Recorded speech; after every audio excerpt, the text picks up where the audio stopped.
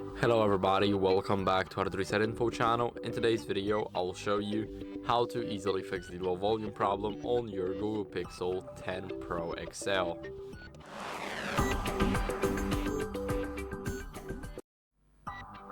So first, what you guys want to do is go over and adjust the media and the call volume in the settings.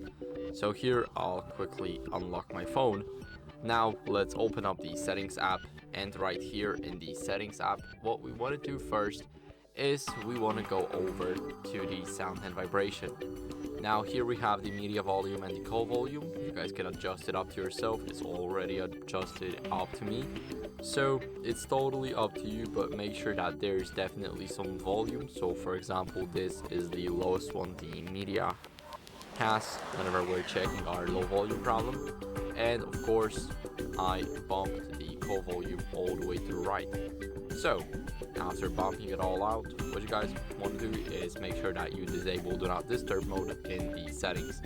So D&D mode, whenever you're using it, you may know that there's no sounds or no notifications, no anything. So this also can cause the low volume problem, and it is a glitch. It sometimes can happen without you even noticing, but if you did notice it now, then that might be it. So go over to the main page of the settings again.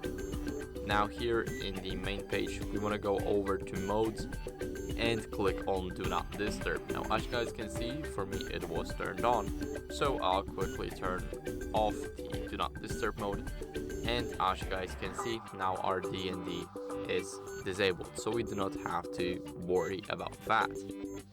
Now what we can do is we can clean the speaker grills, and they are right here.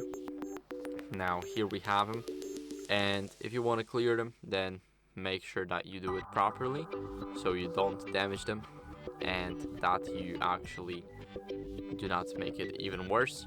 So make sure that you clean them thoroughly and that they are clean.